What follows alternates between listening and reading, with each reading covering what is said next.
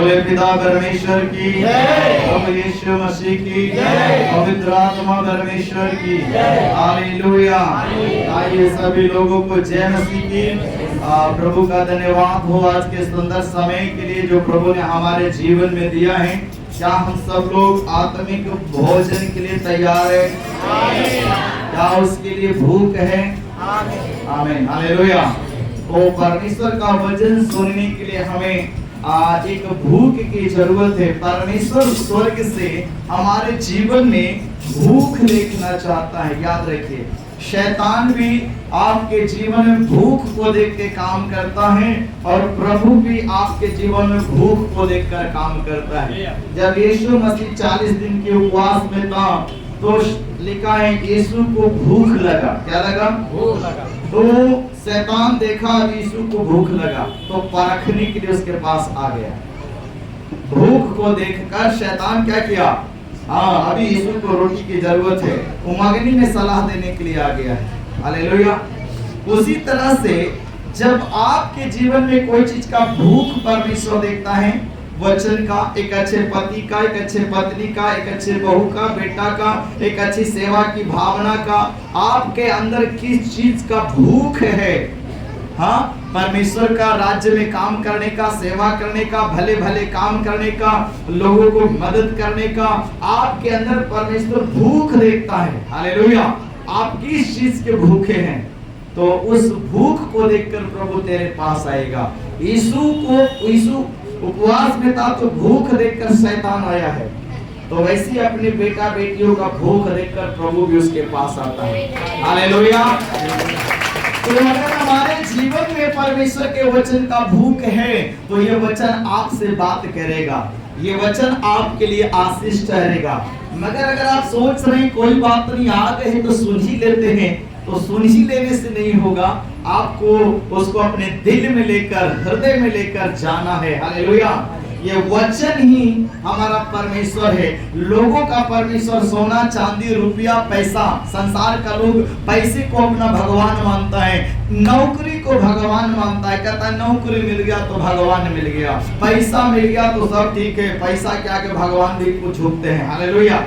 तो वो पैसे को अपना भगवान मानता है। पैसा मुझे भी चाहिए, आपको भी चाहिए, हर इंसान को इस धरती पे पैसे की जरूरत है, मगर पैसा से बढ़कर हमारे लिए प्रभु है। याद रखिए, प्रभु आपके जीवन में है तो सब कुछ, प्रभु आपके जीवन से प्रसन्न होगा तो सब कुछ आपके जीवन में होगा, वरना परमेश्वर आपके जीवन में नहीं तो आपके पास सब कुछ होकर भी आपके पास कुछ नहीं होगा। आप कहेंगे इतना सब कुछ है मेरे पास, मगर फिर भी मैं ऐसा हूँ, असंतुष्ट हूँ, मेरे जीवन में खुशी नहीं, आनंद नहीं। आपके पास सब कुछ होकर भी आप कहेंगे मेरे लिए कुछ नहीं। याद रखिए। हालेलुया। सो हम अपने अंदर परमेश्वर का भूख रखें, हम परमेश्वर की भूखे और प्यासे बन के जिए। तुम प्रभु के पीछे भागो, आशीष तुम्हारे पीछे भागेगा। याद रखना, परमेश्वर के सच्चे लोगों के पीछे आशीष भाग के आता है, तुम्हें आशीष के पीछे नहीं भागना पड़ेगा। हालेलुया। बोलिए यीशु प्रभु की। देखिए यहाँ पे कुछ हम लोग पढ़ेंगे। आज का विषय आराधना संबंधित कुछ बातों के विषय में है। मसीह को ग्रहण कर लेना काफी नहीं है, बाल बच्चों को दुनिया में पैदा करना काफी नहीं है। जब आप बाल बच्चे को पैदा किया तो आप उसको अच्छा पहनावा देते हैं, अच्छा बोली बोलने के लिए अच्छा शिक्षा संस्कार देते हैं, आप उसको अच्छे से अच्छे स्कूल में पढ़ाने की कोशिश करते हैं, आप उसका अच्छा भविष्य बनाने की कोशिश करते हैं, आप उसके लिए एक अच्छा बहू लाने की कोशिश करते हैं, आप बेटी के लिए अच्छा लड़का ढूंढने की कोशिश करते हैं। ये सब किस लिए करते हैं? एक माँ बाप होने के कारण आप अपना फर्ज, अपना दायित्व को निभाने के लिए कोशिश करते हैं। हालेलुया। हालेलुया। बाल बच्चों को पैदा कर देना बड़ी बात नहीं, पैदा कर दिया, ना उसको कपड़ा दे रहा है, ना उसको खाना दे रहा है, ना उसको शिक्षा दे रहा है, ना उसका भविष्य का चिंता कर रहा है, कुछ भी तुम उसके लिए नहीं कर पा रहे हो। हालेलुया। इसलिए सरकार कहता है हम दो हमारे दो, क्योंकि पता है कि इससे ज्यादा होगा तो तुम रोते रहोगे। हालेलुया। हालेलुया। मगर बात ऐसा नहीं है। आपके पास चाहे जितनी भी हो, परमेश्वर जब इतनी बड़ी धरती को चला रहा है बाइबल क्या कहता है? इन पशु को देखो, पक्षियों को देखो, ना ऑफिस जाते ना खेती करते, परंतु परमेश्वर इनको रोज खिलाता है। समुद्र में इतना बड़ा मछली है, जीव जंतु है, उसको भी प्रभु रोज पेट भरता है। हम मनुष्य की उतना जरूरत भी नहीं है, तो परमेश्वर तो अच्छा से आपका पेट भर सकता है, मगर आप प्रभु के वचन के दायरे में रह के चलेंगे तभी हो पाएगा। हालेलुया। सुनिए, यहाँ पर पहला तीमुथियुस और उसका 2 अध्याय में आप पढ़ेंगे, पहला वचन से आराधना संबंधित कुछ निर्देश दिया गया है। केवल मसीह को ग्रहण कर लेने से काम नहीं चलता। आप मसीह को ग्रहण किया है, मसीह आपको ग्रहण करना चाहिए। मसीह के सारे नियमों को आपको ग्रहण करना पड़ेगा। जैसे कोई आर्मी में भर्ती होता है, प्रशासन में जाता है, आप देखते हैं उसका ड्रेस अलग है, टोपी पहनता है, बेल्ट लगाता है ना, जूते पहनता है।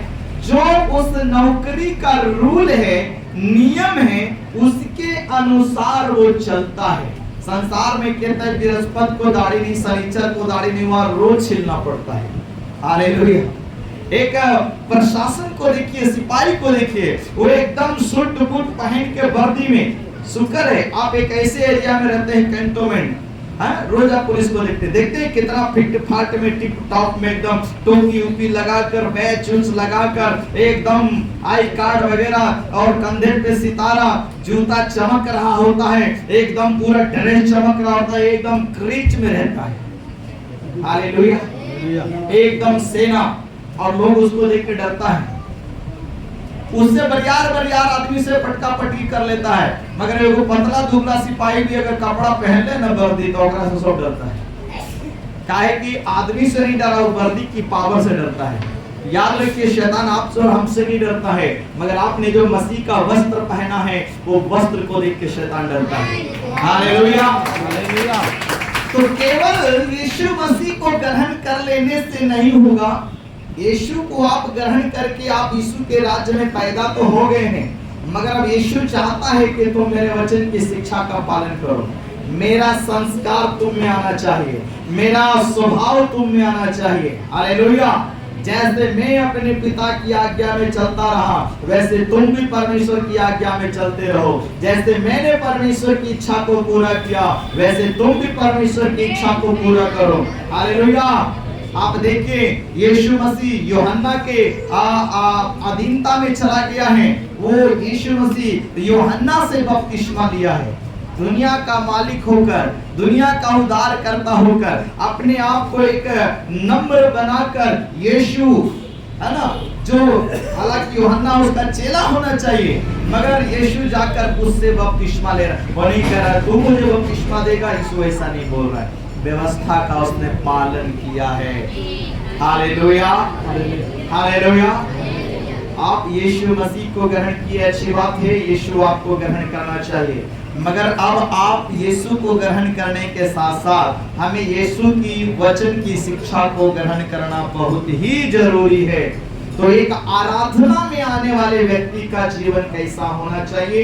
एक भाई, एक बहन जो चर्च जाते हैं, जो आराधना में जाते हैं, प्रार्थना सभा में जाते हैं, उनके विषय में कुछ बाइबल निर्देश देता है। और आप पढ़िए वहाँ पे क्या लिखा है 2:1 में, पहला तीमुथियुस। अब मैं सबसे पहले यह आग्रह करता हूँ कि देखिए, पौलुस तीमुथियुस को अलग अलग कलीसिया में जाके ये चीजें सिखाने के लिए लिख कर दे रहा है, और कहता है अब मैं सबसे पहले यह आग्रह करता हूं कि विनती और प्रार्थना और निवेदन, विनती, प्रार्थना और निवेदन और धन्यवाद सब मनुष्यों के लिए किए जाए। धन्यवाद सब मनुष्यों के लिए किए जाए। हाँ, जितने भी चर्च में आते हैं उनके लिए विनती किया जाए, उनके लिए प्रार्थना किया जाए, उनके लिए प्रभु को धन्यवाद दिया जाए। प्रभु आपने इतनी आत्मा को बचा लिया, धन्यवाद, और इन लोगों का जीवन बना प्रभु के वचन में, प्रार्थना में ये बढ़े,